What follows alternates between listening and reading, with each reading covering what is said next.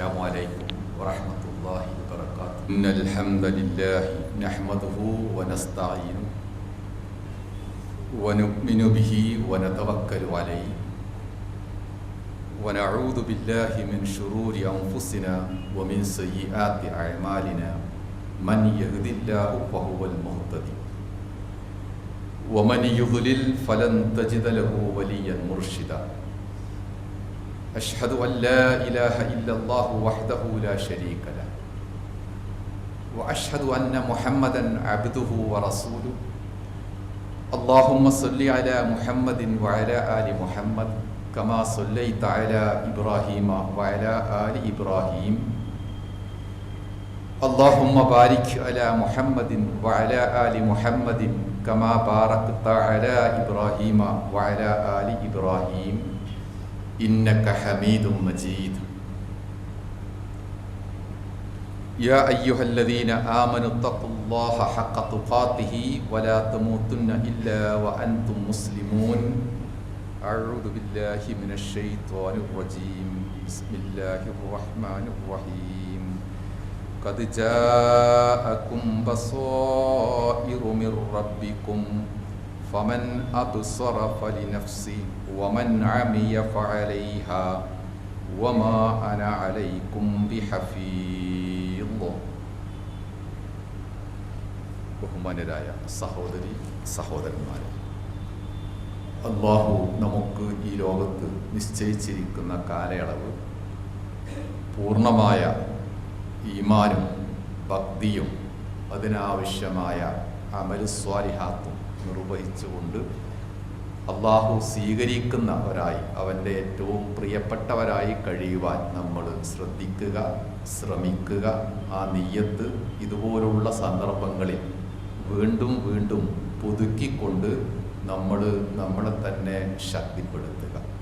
പടച്ചവൻ നമ്മയൊക്കെ അനുഗ്രഹിക്കുമാറാവട്ടെ. അള്ളാഹു നമ്മളെ ഏൽപ്പിച്ചിരിക്കുന്ന ഈമാനിലൂടെ, അതിനുവേണ്ടി ചെയ്തിരിക്കേണ്ട പുണ്യങ്ങളിലൂടെ, ആരാധനകളിലൂടെ പ്രധാനമായും ലക്ഷ്യം വെക്കേണ്ടത് അള്ളാഹുവിൻ്റെ പുണ്യവും മരണാനന്തരമുള്ള ആശ്വാസവും സ്വർഗജീവിതവും ഒക്കെ തന്നെയാണ്. അതോടൊപ്പം അതിൻ്റെ മറ്റൊരു നേട്ടമായി നമ്മൾ നേരത്തെ പറഞ്ഞത്, ഈ ലോകത്ത് ജീവിക്കുന്ന കാലത്ത് തന്നെ ഇങ്ങനെയുള്ള പുണ്യങ്ങളുടെയും സൽപ്രവർത്തനങ്ങളുടെയും നേട്ടം നമുക്ക് ഇവിടെ അനുഭവിക്കാൻ കഴിയണമെന്നാണ്. അതിൻ്റെ ആദ്യപടിയാണ് ഈ പ്രവർത്തനങ്ങളൊക്കെ ആദ്യമായിട്ട് സ്വാധീനിക്കേണ്ടതും നന്നാക്കിയെടുക്കേണ്ടതും നമ്മുടെ മനസ്സിനെ തന്നെയായിരിക്കണം. മനസ്സാണ് ജീവിതത്തെ ആകെ നിയന്ത്രിക്കുന്നത് കൊണ്ട് എല്ലാ ചെറുതും വലുതുമായ കാര്യങ്ങൾ മനസ്സിൽ നിന്ന് തുടങ്ങുകയും മനസ്സിലേക്ക് തിരിച്ചെത്തുകയും ചെയ്യുകയാണെങ്കിൽ അമൽ സ്വാലിഹാത്തെല്ലാം നമുക്ക് വളരെ ഫലപ്രദമാകും. ഈ ലോകത്ത് നമ്മുടെ ശരീരത്തിൽ ഏറെക്കുറെ എല്ലാ അവയവങ്ങളും മാറ്റിവെക്കാൻ സാധിക്കും.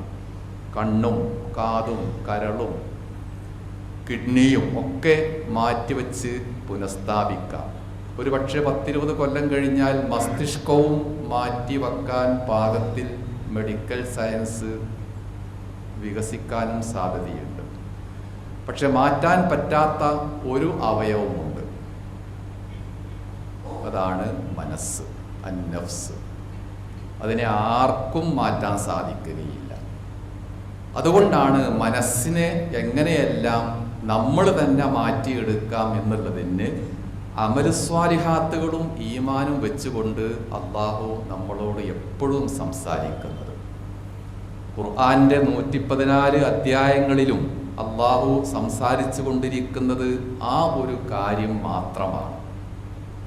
അതുകൊണ്ടാണ് ഖുർആൻ പറയുന്നത്, ഖദ് ജാഅക്കും ബസായിറു മിർ റബ്ബിക്കും. ജനങ്ങളെ, നിങ്ങൾക്ക് നിങ്ങളുടെ കണ്ണ് തുറപ്പിക്കുന്ന ദൃഷ്ടാന്തങ്ങൾ ഇതാ വന്നിരിക്കുന്നു. കണ്ണ് തുറപ്പിക്കുന്ന അടയാളങ്ങൾ, ബസായിർ. ആരെങ്കിലും കണ്ണ് തുറന്ന് കാണുകയാണെങ്കിൽ അത് അവന് നല്ലതായിരിക്കും. ആരെങ്കിലും കണ്ടില്ല കേട്ടില്ല എന്ന് വെച്ച് അന്ധതയും അജ്ഞതയും നടിച്ചാൽ അത് അവൻ തന്നെ അനുഭവിക്കേണ്ടി വരും. അള്ളാഹുവോ റസൂലോ ഒരിക്കലും അവരുടെ രക്ഷക്ക് ഉണ്ടാവുകയുമില്ല. അതാണ് ആ വചനം നമ്മളെ പഠിപ്പിക്കുന്നത്. അത് നമ്മളോട് പറയുന്നത് മുഖത്ത് അള്ളാഹു നൽകിയിരിക്കുന്ന 2 കണ്ണുകളെ പറ്റിയല്ല. ആ കണ്ണുകൾ ജൈവപരമായ കാഴ്ച എന്ന ദൗത്യം നിർവഹിക്കുമെങ്കിലും ആ കണ്ണിന് പരിക്ക് പറ്റിയാലും ഇനി കണ്ണ് പാടയില്ലെങ്കിലും അതുകൊണ്ട് കാര്യമായ കുഴപ്പമൊന്നുമില്ല. കണ്ണില്ലാത്ത അല്ലെങ്കിൽ കാഴ്ചയില്ലാത്ത എത്രയോ സുഹൃത്തുക്കൾ നമ്മളെക്കാളും ഭംഗിയായിട്ട് ജീവിതപരമായ കാര്യങ്ങളൊക്കെ നിർവഹിക്കുന്നുണ്ട്. അങ്ങനെ ഒരു കണ്ണല്ല ഇവിടെ ആയത്തിലൂടെ അള്ളാഹു പഠിപ്പിക്കുന്നത്.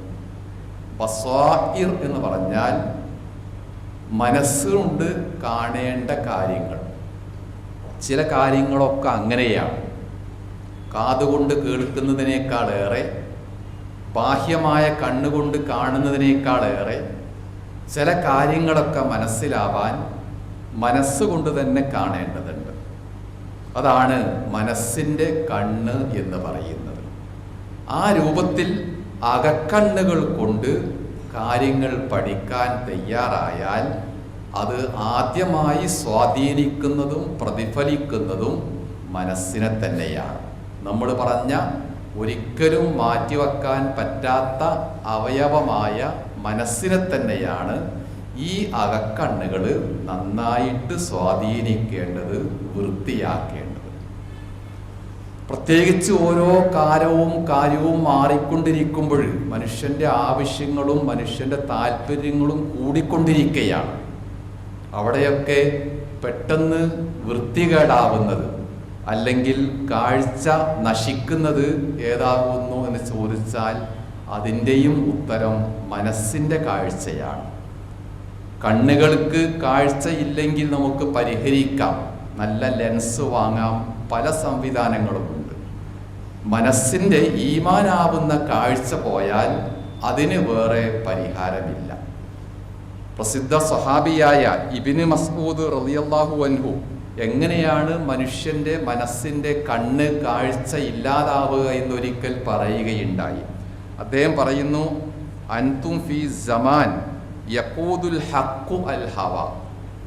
അന്നത്തെ ആൾക്കാരോട് പറയുകയാണ്, നിങ്ങൾ ഇന്ന് കഴിയുന്നത് മനസ്സിലെ താല്പര്യങ്ങളെ സത്യവും ധർമ്മവും കൊണ്ട് നിയന്ത്രിക്കാവുന്ന ഒരു കാലഘട്ടത്തിലാണ്. അന്ന് അങ്ങനെയാണ്. റസൂലുള്ളാഹിയുടെ ആൾക്കാരാണ്, അദ്ദേഹം പഠിപ്പിച്ച മുഅ്മിനീങ്ങളാണ്.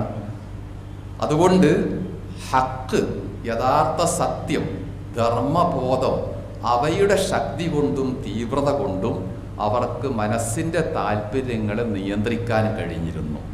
എന്നാൽ വസയത്തി സമാൻ, കുറച്ച് കഴിഞ്ഞൊരു കാലഘട്ടം വരാനിരിക്കുന്നുണ്ട്. അന്ന് ആളുകളുടെ അവസ്ഥ എന്തായിരിക്കും? അവരുടെ മനസ്സിലെ താല്പര്യങ്ങളായിരിക്കും സത്യത്തെയും ധർമ്മത്തെയും നിയന്ത്രിക്കുന്നത്. ഇന്ന് നമ്മൾ അങ്ങനെ ഒരു കാലഘട്ടത്തിലാണ്. സത്യമുണ്ട്, ധർമ്മമുണ്ട്, മതമുണ്ട്, പടച്ചവനുണ്ട് എന്നൊക്കെ പറയെങ്കിലും അതിൻ്റെയും അപ്പുറത്ത് ഇവയെയൊക്കെ വരിഞ്ഞു മുറുക്കുന്ന, സ്വാധീനിക്കുന്ന ഒരു ഘടകം എന്താണ്? മനസ്സിലെ താല്പര്യങ്ങളാണ്. ആ താല്പര്യങ്ങൾ കുറേയൊക്കെ നന്നായിരിക്കാം, പക്ഷേ പലപ്പോഴും നമ്മുടെയൊക്കെ മനസ്സിലെ താല്പര്യങ്ങൾ സത്യത്തിനോ അള്ളാഹുവിനോ റസൂലുള്ളാഹിക്കോ വിരുദ്ധമായിരിക്കും. അങ്ങനെ വളരെ പെട്ടെന്ന് മാറിക്കൊണ്ടിരിക്കുന്ന ഈ ലോകത്ത് മനസ്സിനെ നിയന്ത്രിക്കാനും പിടിച്ചു നിർത്താനും നല്ല ശ്രദ്ധാപൂർവമായ പ്രവർത്തനങ്ങൾ ആവശ്യമാണ്. ലോകത്തിൻ്റെ വളർച്ച നമുക്കറിയാം. 2003, 2004 കാലഘട്ടങ്ങളിൽ സാമൂഹ്യ മാധ്യമങ്ങളിൽ ഫേസ്ബുക്ക് എന്ന ഒരു സംവിധാനം പരിചയപ്പെടുത്തി. അത് 1 ലക്ഷം അല്ലെങ്കിൽ 10 ലക്ഷം വരിക്കാരെ തികയാൻ 3 കൊല്ലം എടുത്തു എന്നാണ് പറയുന്നത്. 3 കൊല്ലം കൊണ്ടാണ് അന്ന് 10-20 കൊല്ലം മുമ്പ് അതിന് 10 ലക്ഷം വരിക്കാരെ കിട്ടിയത്. ഇപ്പോൾ നമ്മൾ ഉപയോഗിക്കുന്ന ചാറ്റ് GPT അതിപ്പോൾ അടുത്താണ് വന്നത്, 2022 മറ്റോ ആണ് വന്നത്. പക്ഷേ 10 ലക്ഷം വരിക്കാരെ കിട്ടാൻ അതിന് 2.5-3 കൊല്ലം, വെറും 30 ദിവസം മാത്രം മതിയായിരുന്നു എന്നാണ് പറയുന്നത്. അപ്പം നമ്മൾ പറയുന്നത് പതിറ്റാണ്ടുകൾ കൊണ്ട് നേടേണ്ട അല്ലെങ്കിൽ നേടിയെടുക്കാവുന്ന പല കാര്യങ്ങളും മിനിറ്റുകൾ കൊണ്ട് നമുക്കിന്ന് നേടാൻ സാധിക്കും. ഒരുപാട് അകലെയുള്ള ഒരാളോട് 2-3 ആഴ്ചയെടുത്ത് കണ്ടിരുന്ന നമ്മൾ ഇന്ന് സെക്കൻഡുകൾ കൊണ്ട് അവരെ കാണാനും സംവദിക്കാനും ആശയവിനിമയം നടത്താനും പറ്റും. അതൊക്കെയാണ് നമ്മളുടെ ജീവിക്കുന്ന കാലഘട്ടത്തിൻ്റെ പ്രത്യേകതകൾ. മറുഭാഗത്തേക്കാണ് നമ്മൾ വരുന്നത്. ഇത്രയും ആശ്വാസവും ആനുകൂല്യങ്ങളും സൗകര്യങ്ങളും ഉണ്ടായിട്ടും എന്തുകൊണ്ട് അമലുകളിലൂടെ സൽപ്രവർത്തനങ്ങളിലൂടെ നമ്മളെ മനസ്സിനെ ഈ പറഞ്ഞ പോലെ മനസ്സിൻ്റെ കാഴ്ച നിലനിർത്താൻ നമുക്ക് സാധിക്കുന്നില്ല? അതാണ് ഈ ആയത്ത് നൽകുന്ന ചോദ്യം. ബസ്വാഇറു മിർ റബ്ബിക്കും, അള്ളാഹു നിങ്ങൾക്ക് മനസ്സിൻ്റെ കണ്ണുകൾ തുറപ്പിക്കുന്ന കാര്യങ്ങൾ നൽകിയിട്ട് അതോടൊപ്പം ഭൗതികമായ ഈ സാഹചര്യങ്ങളൊക്കെ ഉണ്ടായിട്ട് എന്തുകൊണ്ട് നിങ്ങൾ അകക്കണ്ണ് തുറക്കുന്നില്ല? മനസ്സിൻ്റെ കണ്ണുകൾക്ക് എന്തുകൊണ്ട് പ്രകാശം വരുന്നില്ല എന്നാണ് ചോദ്യം. ആ ചോദ്യം ജീവിക്കുന്ന ഈമാനിൻ്റെയും ഇസ്ലാമിൻ്റെയും ഒക്കെ അനുയായികളായ നമ്മളോട് തന്നെയാണ് ഖുർആൻ ചോദിക്കുന്നത്. ഈ ഒരു പ്രകാശം അല്ലെങ്കിൽ മനസ്സിൻ്റെ ദിവ്യപ്രകാശം, ഈമാൻ എന്ന പ്രകാശം, യഖീൻ എന്ന പ്രകാശം അന്ന് എങ്ങനെയായിരുന്നു ലഭിച്ചിരുന്നത് എന്നും ചില സഹാബത്തിൻ്റെ ആത്മകഥയിൽ നമുക്ക് വായിക്കാൻ സാധിക്കും. അവർ പറയുന്നത്, ഞങ്ങൾക്ക് റസൂലുള്ളാഹിയുടെ കാലത്ത് 5-10 ആയത്ത് പഠിക്കാൻ കഴിഞ്ഞാൽ, അവതരിച്ചാൽ തുടർന്നുള്ള ഒരു 5-10 ആയത്ത് വായിക്കുന്നതിന് മുമ്പായിട്ട് ആദ്യം ലഭിച്ചത് പഠിക്കുകയും വായിക്കുകയും മനഃപ്പാഠമാക്കുകയും അതനുസരിച്ച് കൊണ്ട് പ്രവർത്തിക്കുകയും ചെയ്യും, എന്നിട്ടേ അടുത്തത് പഠിക്കാനിരിക്കുകയുള്ളൂ എന്ന്. അങ്ങനെ അതിൻ്റെ അവസാനം പറയുന്നത് ഫതഅല്ലംനൽ ഇൽമ വൽ അമല. അതുകൊണ്ട് എന്തുണ്ടായി? ഞങ്ങൾക്ക് ഇൽമും കിട്ടി, അമലും കിട്ടി, അറിവും കിട്ടി, പ്രവൃത്തിയും കിട്ടി. അതാണ് യഥാർത്ഥത്തിൽ മനസ്സിൻ്റെ വെളിച്ചം സൂക്ഷിക്കാൻ സഹായിക്കുന്ന പ്രധാനപ്പെട്ട ഘടകം. ഇന്ന് നമുക്കുള്ളത് അറിവുകൾ മാത്രമാണ്. നേരത്തെ പറഞ്ഞ ഭൗതിക സംവിധാനങ്ങൾ നൽകുന്ന എമ്പാടും അറിവുകളുണ്ട്. പക്ഷേ സഹാബത്തിനുണ്ടായതുപോലെ അമൽ, പ്രവർത്തനത്തിൻ്റെ സാന്നിധ്യം നമുക്കില്ല. അപ്പോൾ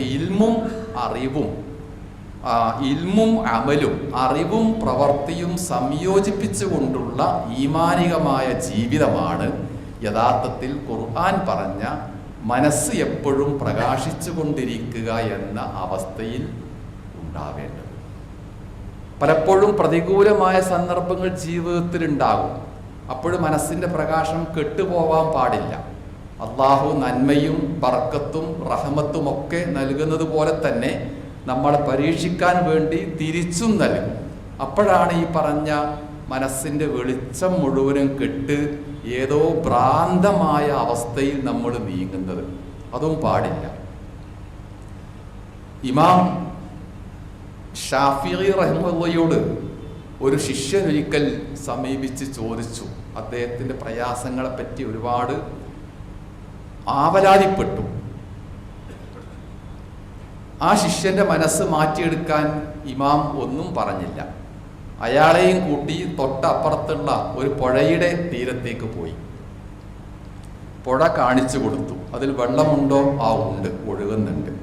കുറച്ചപ്പുറത്ത് വലിയൊരു പാറയില്ല, പാറയുണ്ട്. എന്താണ് വെള്ളം അവിടെ ചെയ്യുന്നത്? പാറ കണ്ടതോടുകൂടെ വെള്ളം ഒഴുക്ക് അവസാനിപ്പിച്ചോ? ഇല്ല. പിന്നെയോ പാറയുടെ അപ്പുറത്ത് കൂടിയും ഇപ്പുറത്ത് കൂടിയും വെള്ളം ഒഴുകുന്നുണ്ട്. അത് തന്നെയാണ് നീയും ചെയ്യേണ്ടത്. ജീവിതം ഒഴുകിക്കൊണ്ടിരിക്കുകയാണ്. അതിൽ പല നന്മകളും ഉണ്ടാകും, പല ബർക്കത്തും ഉണ്ടാകും. പക്ഷെ ഇടയ്ക്ക് ചില കല്ലുകൾ ഉണ്ടാകും, വലിയ പാറയുണ്ടാകും, പ്രയാസങ്ങളായിട്ട്. ആ പ്രയാസങ്ങൾ വരുമ്പോൾ ജീവിതം അവിടം കൊണ്ട് അവസാനിപ്പിക്കാൻ പാടില്ല. കുറച്ച് വലത്തോട്ടോ ഇടത്തോട്ടോ നീങ്ങിയാൽ നമുക്ക് ഒഴുകാൻ പറ്റും, സഞ്ചരിക്കാൻ പറ്റും. ഇതാണ് നമ്മുടെയൊക്കെ ജീവിതത്തിൻ്റെ അവസ്ഥ. അപ്പം പുഴയിലെ തോട്ടിലെ പാറക്കല്ലുകൾ വെള്ളത്തിൻ്റെ ഒഴുക്ക് നിലക്കുകയില്ല എന്നുള്ളത് പോലെ ഏത് പ്രയാസങ്ങളും ബുദ്ധിമുട്ടുകളും വന്നാലും മനസ്സിൻ്റെ അകക്കണ്ണിൻ്റെ പ്രകാശം നഷ്ടപ്പെട്ടു പോവാതെ വീണ്ടും മുന്നോട്ട് പോകുവാനുള്ള ഒരു വഴി, ഒരു ബൈപ്പാസ് നമ്മളുടെ മുമ്പിൽ ഉണ്ടാവണം. അതാണ് ഈമാൻ സംരക്ഷിക്കാനുള്ള, ഈമാനിലൂടെ മനസ്സിൻ്റെ ഈ ഈമാനികമായ വെളിച്ചം നിലനിർത്താനുള്ള കാര്യമെന്നാണ് റസൂൽ സല്ലല്ലാഹു അലൈഹി വസല്ലമയും ഈ ആയത്തുകളും നമ്മളെ പഠിപ്പിക്കുന്നത്. അതുകൊണ്ട് നമ്മൾ ശ്രദ്ധിക്കുക, നമ്മളുടെ കാര്യത്തിൽ തന്നെ ജാഗ്രത പാലിക്കുക. ഏത് സന്ദർഭത്തിലും അള്ളാഹുവിലേക്ക് തിരിച്ചു പോവേണ്ടി വന്നാലും അവിടെയൊക്കെ എല്ലാം കൊണ്ടും, ഈമാൻ കൊണ്ടും അമല് കൊണ്ടും മനസ്സിലെ നല്ല നെയ്യത്തുകൾ കൊണ്ടും സമീപനങ്ങൾ കൊണ്ടും ഞാൻ തൃപ്തനാകുന്നു, അള്ളാഹു എന്നെ സ്വീകരിക്കും എന്ന ഉറപ്പോടുകൂടെ ജീവിക്കുവാനോ നമ്മൾ തയ്യാറാവുക. റബ്ബ് നമ്മയെല്ലാം അത്തരത്തിലുള്ള നല്ല ചിന്തകൾ നിലനിർത്തി ഈമാനികമായ ചൈതന്യത്തോടുകൂടെ ജീവിക്കുവാൻ തൗഫീഖ് നൽകി അനുഗ്രഹിക്കുമാറാകട്ടെ. അൽഹംദുലില്ലാഹി റബ്ബിൽ ആലമീൻ വൽ ആഖിബത്തു ലിൽ മുത്തഖീൻ നുസല്ലി വനുസല്ലിമു അലാ നബിയ്യിന മുഹമ്മദിൻ വഅലാ ആലിഹി വസഹ്ബിഹി അജ്മഈൻ. ഇത്തഖുല്ലാഹ ഇബാദല്ലാഹ്. മുമ്പ് കഴിഞ്ഞു പോയ അമ്പിയാക്കന്മാർക്ക് പല തരത്തിലുള്ള മുഅ്ജിസത്തുകൾ അവർ അള്ളാഹുവിൻ്റെ അമ്പിയാക്കന്മാരാണ് എന്ന് ബോധ്യപ്പെടുത്താനുള്ള അടയാളങ്ങളൊക്കെ നൽകിയിരുന്നു. നമ്മൾ കേട്ടിട്ടുണ്ട്. ഈസാ നബിക്കുണ്ടായിട്ടുണ്ട്. മൂസാ നബി അലൈഹി സ്വലാത്തു വസ്സലാമിൻ്റെ വടി പാമ്പാകുന്നത് നമ്മൾ കേട്ടിട്ടുണ്ട്. ആ മുഅ്ജിസാത്തുകളൊക്കെ ഒരു ഹിസ്സിയ, അതായത് കാണാനും അനുഭവിക്കാനും അന്നത്തെ ആളുകൾക്ക് കഴിഞ്ഞിരുന്നു. വടി പാമ്പാവുന്നത് കണ്ടുകൊണ്ട് കാണാം. പക്ഷേ റസൂൽ സല്ലല്ലാഹു അലൈഹി വസല്ലം നൽകിയിരിക്കുന്ന മുഅ്ജിസത്ത് അങ്ങനെ കണ്ണുകൊണ്ട്, ബാഹ്യമായ കണ്ണുകൊണ്ട് കാണാൻ പറ്റുന്നതായിരുന്നില്ല. അവിടെയാണ് ഈ പറഞ്ഞ ബസീറത്ത്, മനസ്സിൻ്റെ അകക്കാഴ്ച, അള്ളാഹുവിൻ്റെ റസൂലിൻ്റെ ഖുർആനിൻ്റെ ഒരു മുഅ്ജിസത്തായിട്ട് നിൽക്കുന്നത്. അത് അന്നുള്ള സ്വഹാബത്തിനും ഉണ്ടായിരുന്നു, പിൽക്കാലക്കാർക്കും ഉണ്ടായിരുന്നു, നമുക്കും ഉണ്ടാവണം.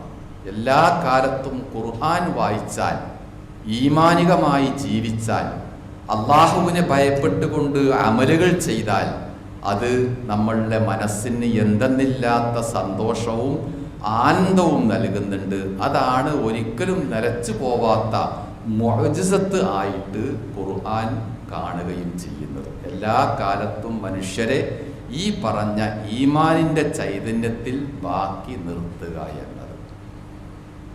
അതോടൊപ്പം നമ്മൾ നേരത്തെ പറഞ്ഞ പോലെ ഈ ഈമാനിന് എങ്ങനെയെല്ലാം നമ്മളെ ഭൗതികമായിട്ട് സഹായിക്കാൻ പറ്റും, പരലോകത്തേക്ക് അള്ളാഹുവിലേക്ക് എത്തുന്നതിന് മുമ്പായിട്ട് മനസ്സിൻ്റെ നല്ല അവസ്ഥയും മനസ്സ് അകക്കണ്ണുകൾ കൊണ്ട് പ്രകാശിക്കുന്നതും തന്നെയാണ് അതിൻ്റെ ഭൗതികമായ നേട്ടം. അങ്ങനെ ഒരു മനസ്സ് ഒരാൾക്കില്ലെങ്കിൽ എങ്ങനെ ജീവിക്കാൻ പറ്റുക? ഒരാൾക്ക് നല്ല ഒരു ജോലി കിട്ടണം. അയാൾ ബിരുദം കഴിഞ്ഞു, PG കഴിഞ്ഞു, പല മത്സര പരീക്ഷകളിലും സിവിൽ സർവീസ് പരീക്ഷകളിലും പങ്കെടുത്ത് അങ്ങനെ ഒന്നാമനായി റാങ്ക് ചെയ്തു, നല്ല ഒരു കസേരയിൽ അയാൾക്ക് ജോലി കിട്ടി. ഒരു 6 അക്ക ശമ്പളം വാങ്ങുന്ന ഒരു ജോലി കിട്ടി എന്ന് വിചാരിക്കുക. ഇനി ആ കസേരയിൽ അയാളുടെ റിട്ടയർമെന്റ് വരെ തുടരണമെങ്കിൽ എന്ത് വേണം? ഈ PG മതിയോ? സിവിൽ സർവീസിലെ റാങ്ക് മതിയോ? ഒന്നും പോരാ. അതൊക്കെ അവിടം കൊണ്ട് അവസാനിച്ചു.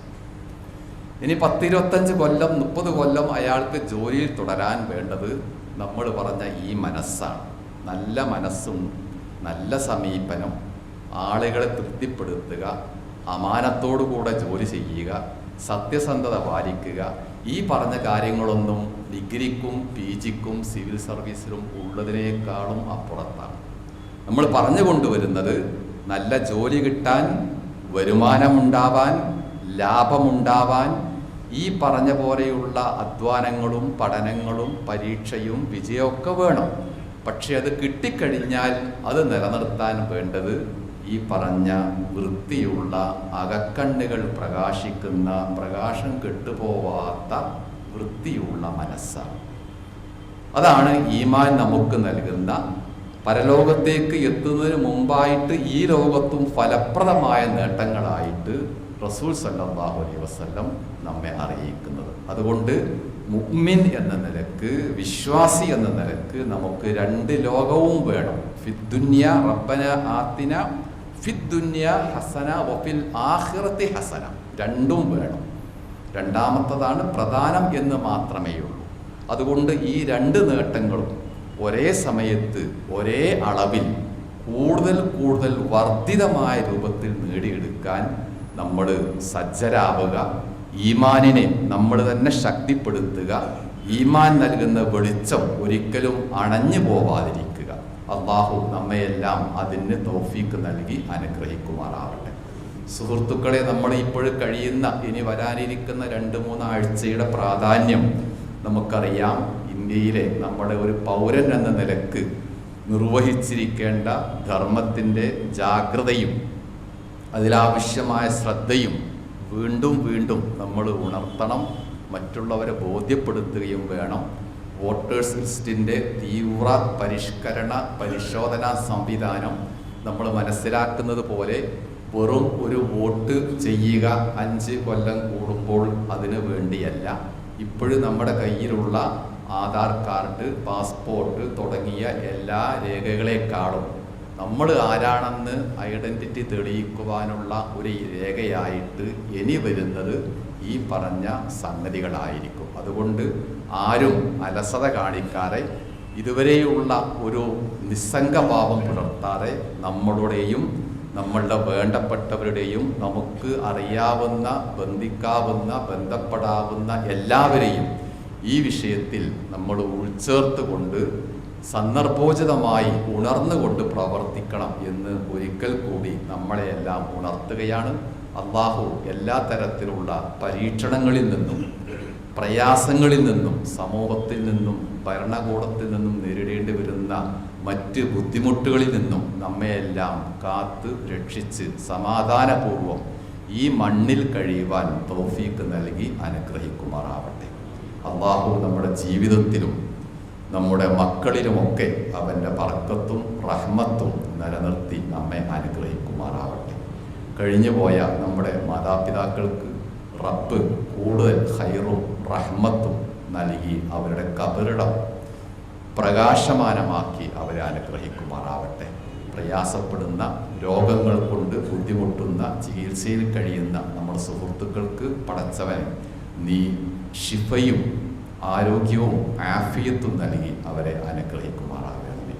അല്ലാഹുമ്മ അഗ്ഫിറിൽ മുഅ്മിനീന വൽ മുഅ്മിനാത്ത് വൽ മുസ്ലിമീന വൽ മുസ്ലിമാത്ത് അൽ അഹ്യാഇ മിൻഹും വൽ അംവാത്ത്. اللهم ربنا تقبل منا دعاءنا إنك أنت السميع العليم. اللهم بارك لنا في أولادنا وشبابنا يا رب العالمين. اللهم ثبت قلوبهم على دينك وإيمانك يا أرحم الراحمين. اللهم جنبهم منكرات الأعمال والأخلاق يا رب العالمين. ربنا آتنا في الدنيا حسنة وفي الآخرة حسنة وقنا عذاب النار.